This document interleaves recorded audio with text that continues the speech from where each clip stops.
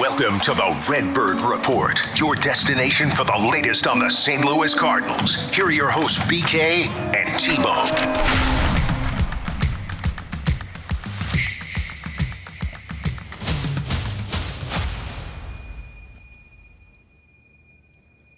That's Tanner Hendrickson. I'm Brandon Kiley. You've got the Redbird Report.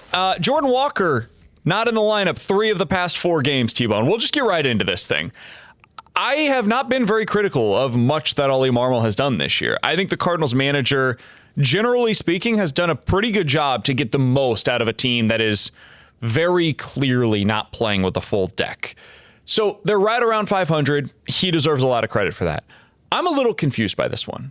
I'm having a tough time understanding the explanation behind it because Jordan Walker had about a 2 to 3 week stretch where things looked good. The Cardinals were publicly commenting saying, hey, the changes that he implemented down at AAA or AA rather, we have seen those transition to the big league level and it's now translating into the game.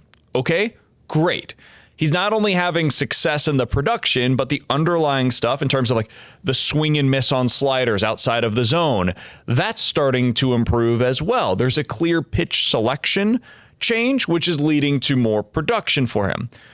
That has reverted back to the norm over the past 9 games. In Jordan Walker's last 9 games that he's been in the lineup for, he is 4 for 29, and the bigger problem, 13 strikeouts in those 29 at-bats. He does not look good at the plate right now. So this is not an argument of me saying I am arguing in favor of Jordan Walker being one of the 9 best players on the roster.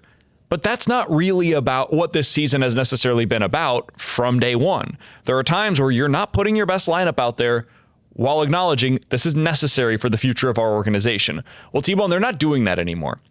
He's losing playing time to Nathan Church. In the last 4 games, Nathan Church has started 3 times. And in each of those games, Jordan Walker has been sitting on the bench for the entirety of the game. We'll see what happens. We're recording this on Thursday. Tonight, that he's not in the lineup, Jordan Walker, Nathan Church is. Maybe he gets in for a pinch hit situation. Regardless, what do you make of the usage of Jordan Walker lately? And what does it say about the Cardinals' internal confidence that he's going to become the player that we all hoped that he would be? Yeah, I think for his usage, what's interesting about it is how quickly he reverted back to his old self. I mean, you mentioned it. There for a little bit, the underlying numbers would tell you, hey, he's not chasing after the slider as much. The eye test kind of confirmed that, right? You brought it up on the show today. He wasn't whiffing on the sliders, what I should say. Wasn't whiffing on that pitch. And the eye test showed you, like, hey, he's doing a better job laying off that low and away pitch when you'd watch his at-bats. Now, the underlying numbers kind of told you, like, hey, this might be a little bit fluky. He might be getting a little bit lucky right now. But, hey, at that point, you were taking anything for Jordan Walker. And then you just mentioned his numbers over the last couple of days. He's almost like, it's like we just saw someone steal his powers again, right? Like he's suddenly right back to the old Jordan Walker. He's chasing after that slider low and away, struck out on that pitch the last 2 nights against Miami. I think they're going to sell this publicly, PR-wise, as, hey, he kind of reverted back to old stuff. We're giving him a couple of work days behind the scene. It's more beneficial for him to work behind the scenes with Brant Brown than it is for him to play at the big league level. I don't know that I necessarily, A, buy what the message will probably be from the Cardinals with that, and B, what does it hurt to play him here for the final 30 games consistently? Because he truly is a runway player. Nathan Church, they can kind of talk about opportunity and runway, but you don't need to really decide on Nathan Church for the long-term picture of the Cardinals this season in the final month. Sure, maybe you're deciding if you still want him on the 40-man in the offseason or not. That's such a microcosm of a decision, in my opinion, that it's not as big as, hey, Jordan Walker, the guy that was supposed to be the next star of the St. Louis Cardinals, we're cutting playing time from him. I think this latest example of him being pulled out of the lineup tells me that they've made their decision on Jordan Walker. I don't think they believe he's going to be a part of the core moving forward into 2026. Can I argue devil's advocate? I don't believe anything I'm about to say. Let me say that on the front end. All right. But allow me to preface it by saying this is the devil's advocate version of the conversation we're trying to have here. Because clearly somebody believes what I'm about to say. Otherwise, he wouldn't be out of the lineup right now. What if they do view Nathan Church's decision as being more urgent than Jordan Walker's? And the reason why is Nathan Church, there is an actual decision that has to be made this offseason. Do we keep him on the 40-man roster or do we DFA him effectively? And he becomes a part of the Rule 5 draft this winter, and another team is potentially eligible to select him from your roster. That's a real decision that has to be made by December. That's soon. Jordan Walker, they might be saying internally what you're saying. Hey, this is not working. We tried some stuff. It has reverted back to what he was. Maybe they view this as a Jordan Walker is an off-season fix. We can't fix that in season. His swing is too far gone. His approach is too far gone. We need months to be able to work with this.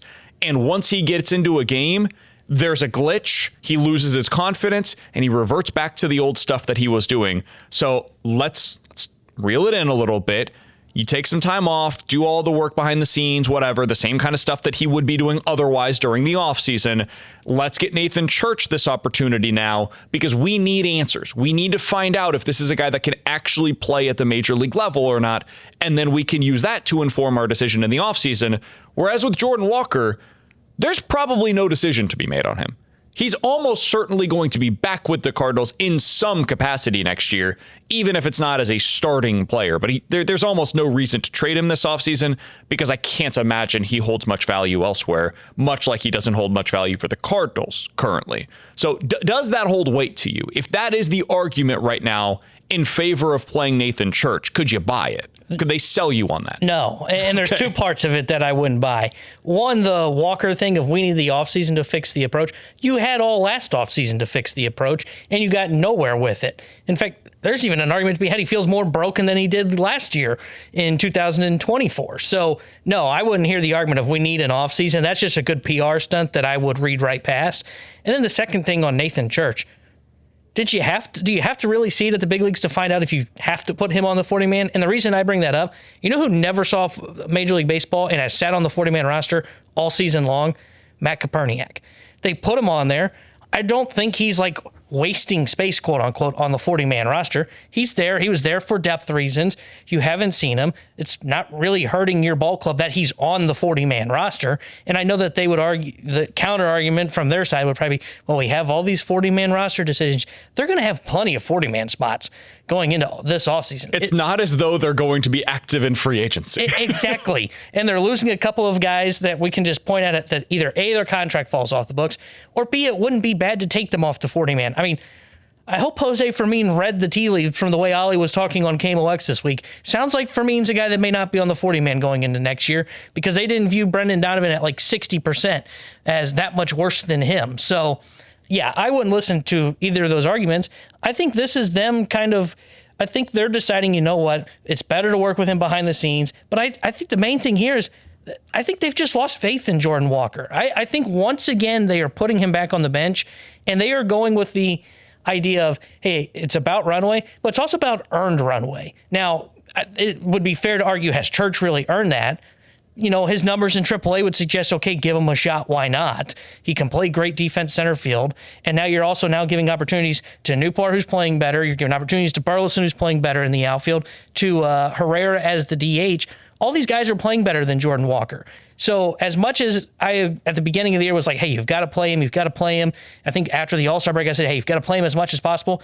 You also can't be a terrible hitter that's been batting below 100 at the plate when you get that opportunity. So I think this is them playing runway for guys that have earned it. And also I think a sign of, hey, the coaching staff does not believe he's going to be a part of this core moving forward. Because it's two decisions that are kind of wrapped into one. The first decision is, do you want to keep playing Lars Nootbaar? If you want to keep playing Lars Nootbaar, then it becomes the second decision of, can you play him in center field? And then that becomes a conversation surrounding Nathan Church and whether or not Church is somebody that you actually want to see with regularity. They clearly value the defense in center field. That leads credence to the idea that Church should be getting this opportunity. And two, they seem to not really care if Jordan Walker gets this playing time or not. I find that to be, relatively alarming, if I'm being honest. Because if you've given up on Jordan Walker at this point in the season, and their actions seem to be suggesting, yes, they are giving up on him, even if their words are saying something very different, man, it really makes me wonder what the future holds for him. Because how does he regain his footing within this organization? he's so far buried right now. You're behind Nathan Church, dude. Like Nathan Church. How many times did we talk about him prior to the month of August this season? 0. How many conversations I didn't even know he was in the minor league system. The biggest Cardinals fans out there, they really care about the Cardinals minor league system. Even they weren't talking about Nathan Church for the most part. And I apologize to Nathan Church's family. Like, God bless him. He earned this opportunity. He's been playing incredibly well down in AAA. Good arm, plus defense in center field, left-handed bat that's been hitting for a lot of average. God bless him. Good for you, dude. This is not an easy thing to do. You accomplished something that very few ever have, which is reaching the major league level because of the success that you had. You forced your way into the major league roster. Good for you. But it is really telling that that player has pushed Jordan Walker now to the side. It's alarming to me. It is something that I am absolutely reading something into, and I desperately would love to. I'm a little worried about what this means for Jordan Walker, more than a little worried about what this means for Jordan Walker's long-term future here in St. Louis. Because how do you get above Newt or Burleson or Herrera or Brendan Donovan? Like, these other options aren't just going away. Maybe one or two of them will, but you're not suddenly going to emerge above all of them to be a starting outfielder for the team next year. So how do you get back in their good graces if you can't crack the starting lineup, you don't get those opportunities, and then you try to implement some of these changes, and then when you do so, either it doesn't work or you're ripped right back out of the lineup because they've got other guys ahead of you. It's going to be a fascinating next 6 weeks and then offseason for Jordan Walker. Yeah, well, and it makes me wonder, like, what they're doing with the roster if they are done with Walker. And I'm not saying, like, they release him, but, like, let's say they just say, you know what, we are not going to make an emphasis on this offseason of creating a lane for Walker. Then what does that mean? Does that mean Newpar is here? Does that mean Newpar is the one that still gets traded, but Brendan Donovan just slides out to the outfield and Wetherholt takes that spot? Like, to your question of, like, where do you go from here with Jordan Walker? Right now, the plan is Jordan Walker's not a part of what you're building around. Jordan Walker has to somehow work his way back into it, because I don't think, based on the way they're kind of treating this playing time with Nathan Church over Jordan Walker, and unless there's an injury involved that they're just not saying right now, which if it is, then that explains some of this, Jordan Walker can't be putting in pen as part of the 2026 Cardinals. And the reason I say that is he might be part of the 2026 Redbirds. Yeah, that's what I was just thinking. Is I'm thinking he's got options. They may say, you know what, we cannot fix this on the fly at the big leagues. Let's take an off season. Let's work on it, and then let's send this to Memphis and see if we can see signs of progress with these changes from the off season there. And then if you hit AAA pitching, we can go from there. But he is now no longer, in my opinion, written in pen to be a part of the Cardinals 26-man at the start of 2026. He probably will be part of the 40-man because you're right, there is no trade value for him. He's the kind of prospect that you don't just say, well, we tried, and then just dust your hands off as you release him and send him to free agency. But he feels like a guy that could be trending towards the starting right fielder for the 2026 Memphis Redbirds. All right, on this, Walker is a part of the conversation. I want to ask you a question that's difficult to answer because the answer is yes to both sides of it. Which position has been more disappointing with the way that the Cardinals have handled it, whether that be roster management or a lack of being ability to identify the right talent or develop the right talent or deploy the right talent? The pitching or the outfield? We all know the story with the pitching. We've talked about it, God, for the last 3 years, especially ad nauseum. I mean, it's the number of pitchers that they've missed on, the philosophy that they've had, a lack of swing and miss, relying on ground balls, trading the wrong guys, developing the wrong guys, bad luck with injuries, whatever it is. We've talked about that a lot. I don't think the outfield gets enough conversation for how much of a revolving door it has been basically since the start of the 2016 season. This is effectively Jason Hayward was here in 2015. They miss on him. He decides to go to Chicago because they've got a younger roster that he believed in. They dodge a bullet there, but they really wanted to keep Jason Hayward long term, and then he chose to go elsewhere. Then they pivot. They go with Dexter Fowler. They end up with Marcell Ozuna as a part of their core. They're building this pipeline of outfielders that they believe will be the next era of the Cardinals outfield. You've got Stephen Piscotty and eventually Randall Grichuk. You've got Lane Thomas, Tommy Pham that comes through the system. Eventually Harrison Bader is a part of that. Dylan Carlson is a part of that. Jordan Walker now. Like, think about all of the outfielders that this team has churned through. And that's not to mention, one, that they decided to allow to walk with Adolis Garcia, set him aside for a second. Another, that they trade away for a left-handed starter in Matthew Liberatore. Randy Arozarena has now gone on to have 5 consecutive seasons of at least 20 home runs and at least 20 stolen bases. No Cardinal in the history of the organization has ever accomplished that feat. T-Bone, for you, which one's more disappointing from a roster management standpoint, deployment standpoint over the last decade? Is it the pitching or the outfield? For me, it's the pitching. And the reason I don't throw the outfield in this is I think on the outfield, some of the moves, not all of them, but some of the moves, it was right process, but it just didn't work out. The Ozuna trade was the right process. You need that middle of the order bat. Marcell Ozuna somehow was a Gold Glover in Miami and somehow a center fielder at one point in his career and looked like a legitimate, this is the guy you pair with Paul Goldschmidt at the time. That made sense to me. So, okay, that one, right process, it doesn't work out, and man, it really blows up in your face. Tyler O'Neill, I think kind of right process. You move on from a young starter that was kind of blocked. You go out and acquire a bat that you didn't have, which is a young, power-hitting, right-handed bat that's an outfielder that you think, okay, and he had all the tools, right? When he was healthy and right, he had every tool in the book. Good defense, speed, power, could hit for a little average. And then the same is kind of true with Jordan Walker. It's a high upside swing when you draft him out of high school. It just hasn't worked out. On the pitching side, man, they became so outdated in pitching and so fast, and they didn't see it coming. Like 2015 is the year we just pinpoint for the outfield. That's about the time when you start to see the swing and miss era start to show its head in Major League Baseball. And like, if you don't see it originally, that's one thing, right? Like if you're 3 years late on it, okay, we are in 2025 and the Cardinals are still pitching to contact. And they are just now starting to target swing and miss when it comes to their bullpen and to their starting staff, like when they just drafted Liam Doyle. 2 or 3 years ago, their first round pick was Michael McGreevy, who is a good starter, but is a pitch to contact starter. So they have been behind the 8 ball on what is required for Major League pitching for the last decade plus. And yes, they had some guys that ran into injuries. Alex Reyes was a big what could have been question mark on the prospect side of things. But again, a lot of their drafts with their pitching was, well, he'll be a big leaguer. Okay, well, where's the upside? Where's the swing and miss? Baseball has moved to you need to miss bats. And they just kept avoiding that. They just kept going for these sinker ballers that keep the ball on the ground. They missed the boat on the swing and miss era to where they are about a decade behind when it comes to drafting and developing that internally. So I would say the pitching has been the biggest miss for them over the past decade. I think that's right. And the part of the reason is like their process has been pretty good for the most part on the outfield.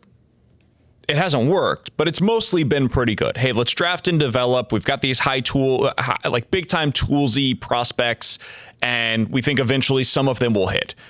They just have missed, right? For a number of different reasons. A lot of it is injury related, but for the most part, they've just whiffed on some of their evaluation, or these guys just didn't develop the way that they expected to. The process has been flat out bad on the pitching side of things. Yep. They've identified the wrong guys. They've identified them for the wrong reasons. And then you go out to the free agency and you're also spending unwisely. You go spend on Miles Mikolas to keep him here. You spend on Lance Lynn. You spend on Kyle Gibson. You spend on Mike Leake and Steven Matz. You trade for Eric Fetty. Like, think about the style of pitcher that they have not just decided, okay, we're going to identify this in the draft.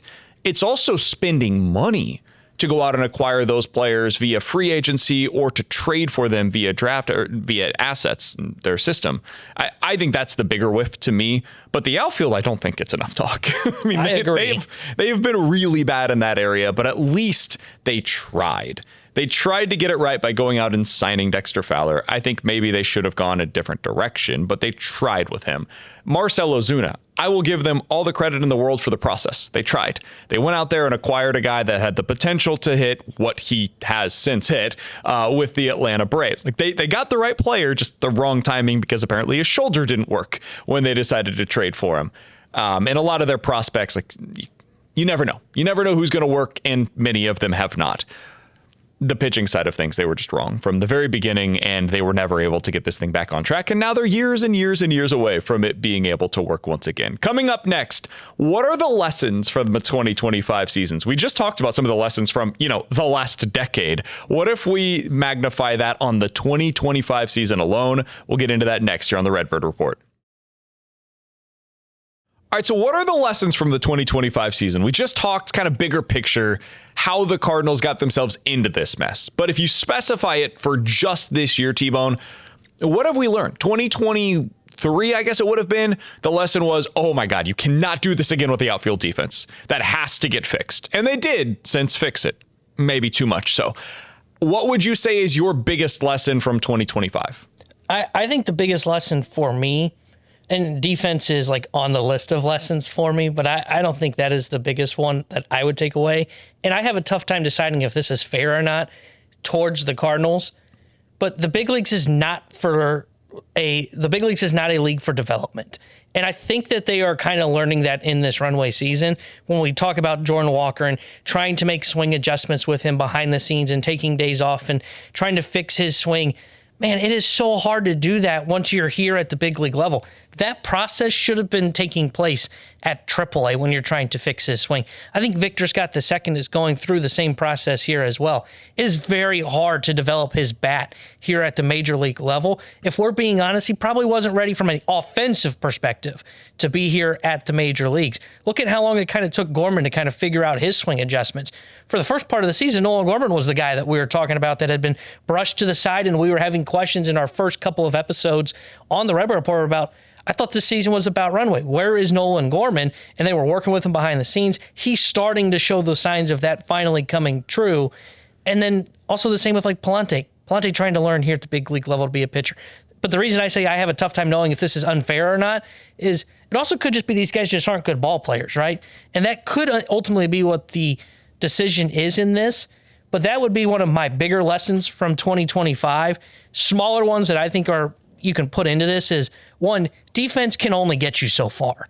And they have continued to say we want to be strong defensively. Did you know they have the best outs above average, according to Fangraphs, in Major League Baseball? 10 better than the Milwaukee Brewers, who are at 30. And here we are sitting talking about them, and they are a team that's sitting on the outside of the playoff picture and probably going to finish below 500 this season. Defense can only get you so far when it comes to this stuff. I'm not saying that you go crazy like the Phillies and not worry about defense at all, but sometimes the decision-making process, like Nathan Church being in center field, shouldn't just be based about what their defense is. And then the other one for me would be real quick is, look, I think this is one they should be learning over the last couple of years. Prospects are prospects. You should not overvalue these guys. You look at the four guys that were top 100 prospects on this team: Jordan Walker, Alec Burleson, Nolan Gorman, Mason Wynn. Most of them are about league average. Jordan Walker's the one exception to that is way below. Burley looks like he might be figuring things out here. But man, they should be learning from here, this process here over the last couple of years, and watching them this year. Man, you don't have to hold on to them all, right? Make your decisions quicker and be willing to send them out so you don't run into a log jam. Yeah, my lesson from the 2025 Cardinals is pretty simple. It's really freaking hard to recreate the 2013 Cardinals offense. I've been trying to believe that the Cardinals can recreate what they had in 2013 for 5 years now. Because you look up and down this lineup and you're like, okay, it's a bunch of above league average hitters. And that's what 2013 was. T-Bone, the Cardinals this season, as a team, have hit 121 home runs. How many home runs do you think that the 2013 Cardinals hit that season? 2013 Cardinals, who went to the World Series, won 97 games. We remember that as a very good offense. Yachty hit above 300. Alan Craig hit above 300. Matt Carpenter hit above 300 and hit 55 doubles that season. Holiday hit exactly 300. Carlos Beltran was at a 295 average that year. How many home runs do you think that 2013 offense for the Cardinals hit? And what did you say the number is this year? 121 so far this season. Oh man, that team, couple 20. I'll go 130 was the 13 team. 125. Wow. The Cardinals in 162 games back in 2013 hit 4 more home runs than the Cardinals have hit so far this year in 128 games. And yet it feels so much worse right now. Part of that is the average. That team hit 269 over the course of the entirety of the season. This Cardinals team was hitting about that for the first month and a half, but they're down to 250 as a team right now. So they're not the same batting average as that team was. But a big lesson from this year is twofold. One, slugging percentage really matters in 2025. And trying to recreate a team that did not win with slug might not work. Just like trying to recreate the 2013 pitching staff in 2025 probably would not work. The game has modernized on both sides of the ball, and it's really hard to win the way that they did that season. So trying to sequence this thing together, consistently hitting above 300 with runners in scoring position, dude, that's not a formula for success in 2025. And the other thing, it's hard to create superstars out of nowhere. And it's hard for guys to come together to all have career years with each other. Like Alan Craig, borderline career year that year. Matt Carpenter, career year that year. Matt Holliday, still in his prime. Whether you want to call him a superstar or just a star, whatever, he was some level of star that season. And the same thing was true of Carlos Beltran, who was 36 years old, but unlike Nolan Arenado this season, was still playing as though he was in his prime. The Cardinals this year could not recreate any of that. And the lack of star power in the middle of their order, that goes to the lack of home run ability. That's one of my biggest lessons from 2025. Recreating that 2013 offense, it sounds good in theory, and I would love to see it if it was actually able to be done. I'm not sure it can be done in the modern game. Yeah, so I'm glad you brought that up because like when I was presented this question by you, I thought about it and I thought about like, well, the lesson is like you have to slug, baby, slug. And then on the pitching side, it was you can't be a pitch to contact staff. But then I had my moment was like, to me, that almost felt like well, duh, how come the Cardinals aren't here already? So it's why I didn't put it in like my lessons, because I feel like it just goes to what we talked about with the outfield and pitching in the last segment. Yes, you're so far behind in just your baseball thought process because you're right. Like you mentioned those averages. How many Cardinals did you say had a 300 average on that team? I think it was 4 or 5. Yeah. Just for context, there are only 5 guys in Major League Baseball in the National League that are hitting at 300 or above that are qualified. Only 3 in the American League are there. You just can't hit for average anymore because the pitching is just way better than it was in 2015 or 2013 when that Cardinals team was able to do that. Nobody's hitting 300 anymore. It is like 260, 270 is your great hitter that has some pop to him. You can't be station to station. We saw that in that Miami series. They scored 7 runs in back-to-back games where they had like 10 singles, I think it was. It just felt hard, didn't it? Like watching them do it felt almost impossible, and it's not a sustainable formula. If you're going to be successful, and I typically refer to this as just a October thing, it is not just an October thing. It is both in the regular season and in the postseason. You have got to do damage when you make contact. Sure, hitting 300 is fun. 250 and doing damage is more valuable now in baseball than the guy that is just the slap hitting 300 batting average. So there were 5 Cardinals that qualified for the batting title in 2013 that hit at least 296 on the season. There are 5 players in the National League that qualify for the batting title that have hit at least 296 so far this season. So yeah, trying to recreate that, you're recreating something that cannot be done today. The only team that has multiple players qualified right now to win the batting title in the National League that are hitting at least 295 or better is the Los Angeles Dodgers. It's Will Smith, who currently leads the National League, and Freddie Freeman, both of whom are batting above 300, which is a reminder that the LA Dodgers are still quite good, despite the fact that Mookie Betts is not having quite the same season that he was having a year ago. All right, coming up next, 2 players that seem to fit into the Cardinals' future plans are J.J. Wetherholt and Quinn Mathews. What should be the plan, not in the future for them, but for the next 6 weeks? And do they fit into the Cardinals' potential September call-ups? We'll talk about that next here on the Redbird Report. Okay, so we've talked a lot, T-Bone, on this podcast about J.J. Wetherholt.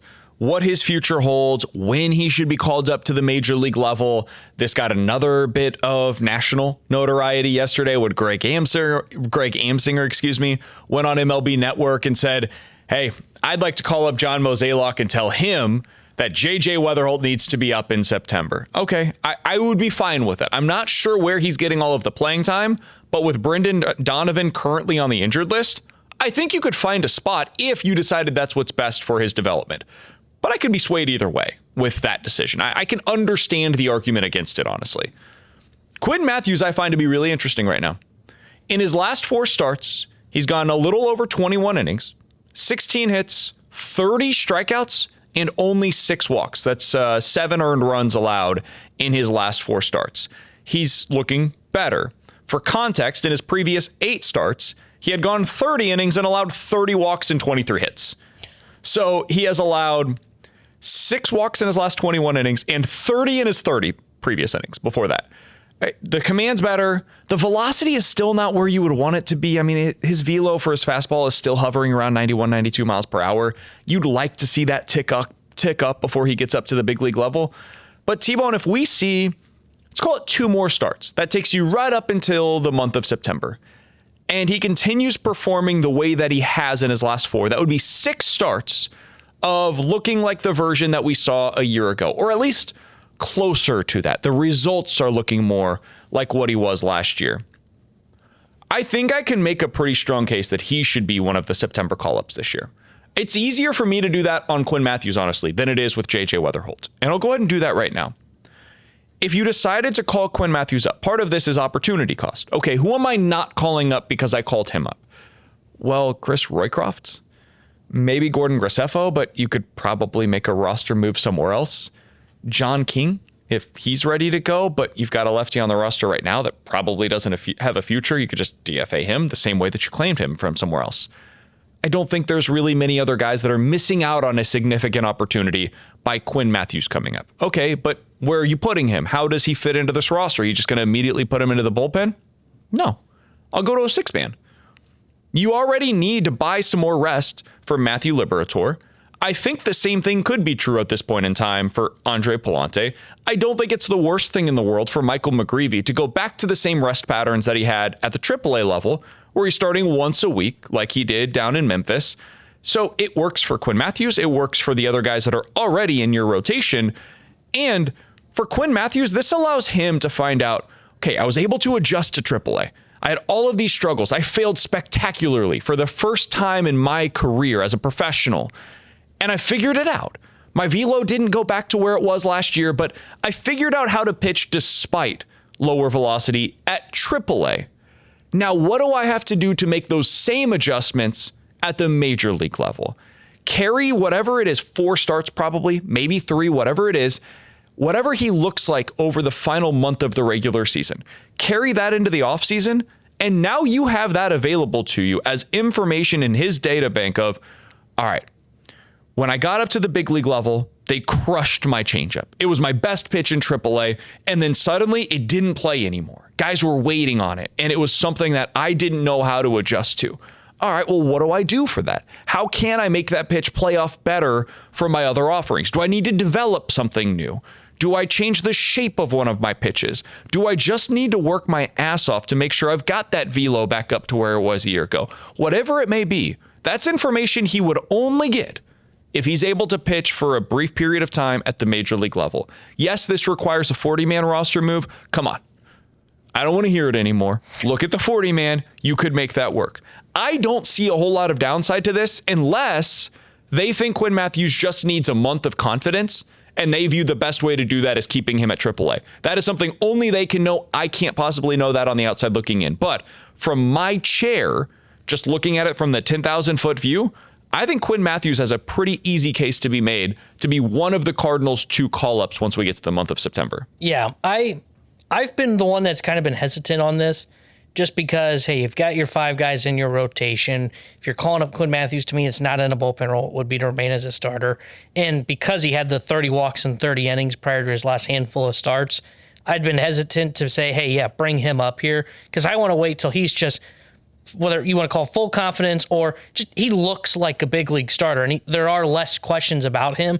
The velo is one thing that is worrisome, as you mentioned there, but I'm starting to get more convinced on the idea of bringing him up here because, you know what? It wouldn't hurt to just give him a month to say, hey, here's what it's like in the big leagues. By the way, here, work with Dusty Blake, the pitching coach here. Kind of get used to what this process is like here at the major league level. Here's where the bathrooms are. Here's where the video room is. Like, familiarize yourself with this because in 2026, you're going to be around for most of the season. Exactly. And like you mentioned, there's not a bunch of other guys you're looking at right now and saying, yeah, we have to figure out what he is.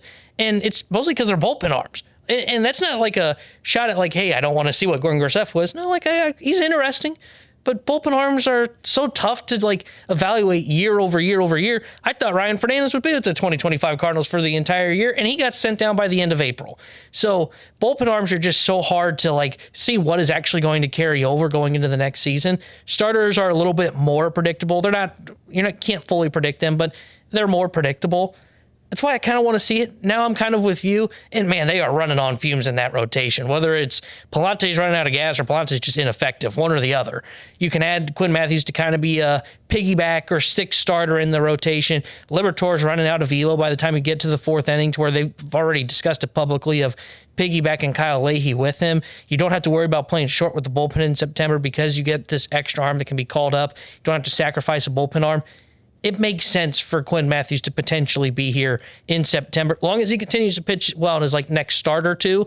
But yeah, I'm now leaning more towards your side. I am more open-minded to the idea of Quinn Mathews being here. All right, T-Bone, at the time that we're recording this, the Cardinals have done the following since August 12th. Loss, loss, loss, loss, loss, loss, win-win. They've won 2 of their last 8 games. Woohoo. Out of curiosity, because we now know, according to reporting from Derek Gould, the Cardinals are indeed eligible to win the lottery this year. This is something that has gone back and forth. I have spent a unnecessary amount of time trying to get to the bottom of this answer by reaching out to people within the organization, and we have now found from Derek Gould, who got in contact with Major League Baseball to find out the answer, the Cardinals are eligible to win the lottery this year. As of today, they have the 15th best odds in Major League Baseball to do so. That is a little bit misleading because the Cardinals are currently a game and a half back, quote unquote, of the San Francisco Giants for the 8th best odds in Major League Baseball to win the lottery. If they were to get that, they would up their possibility of winning the number 1 overall pick to about 2.5%, but they also are much more likely to pick in the top 10 in that scenario. Are you allowing yourself to root for them to lose games so they can get a better lottery pick?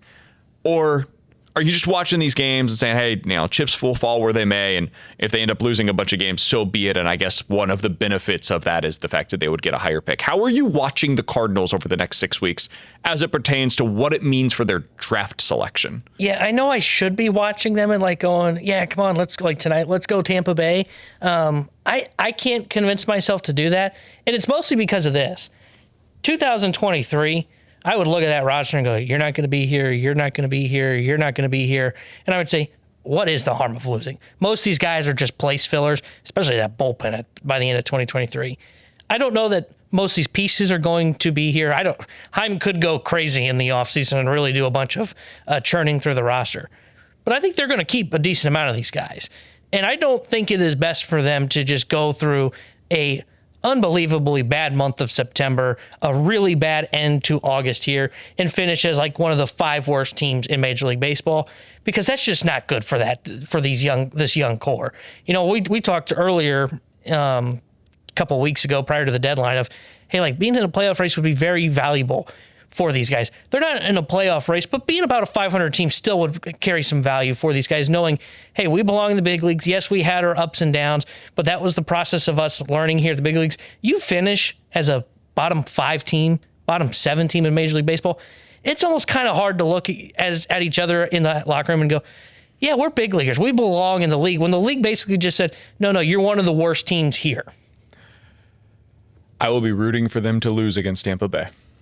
And I will be rooting for them to lose in those 6 games that they played on the stretch against the San Francisco Giants, because these are head-to-head games against teams that you are directly competing against for a higher draft pick. San Francisco currently has the 8th best odds. Tampa Bay currently has the 9th best odds. Every game that you lose head-to-head not only counts for you, but also counts as a win that they have banked as well. So I'm not hoping that the Cardinals lose every game down the stretch. That's crazy.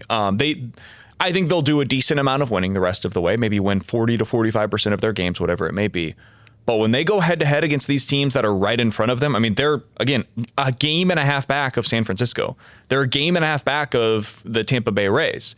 If they lose 2 of their next 3, they'll basically flip. Like, they'll be tied with the Tampa Bay Rays in the standings.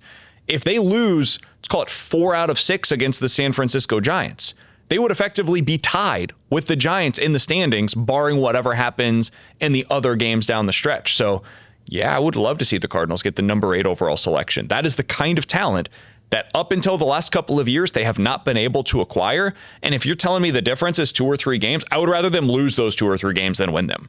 I just think there's more value in getting the higher pick than there is to win 2 to 3 games down the stretch in a season that's already been lost. All right, T-Bone, we don't have to preview much else about this series. That was our preview of the series for the Cardinals versus the Tampa Bay Rays. If you guys have not done so already and you've made it to this point, please, please, please, it helps us out a ton if you will subscribe, rate, and review the podcast. If you're watching us on YouTube, that's the way to do so. Otherwise, subscribe via iTunes. You can check us out 101ESPN.com. You can check us out on Spotify. We are wherever you are. Hell, if you want to tell Alexa, hey, Alexa, play the Redbird Report, you can do that. You can find us in any way possible, and we always appreciate you guys tuning in. For Zane, who always does a great job on the video side of things, and T-Bone, I'm BK. We'll talk to you guys next week on the Redbird Report. Find every episode of the Redbird Report with Brandon Kiley and Tanner Hendrickson on YouTube or at 101ESPN.com.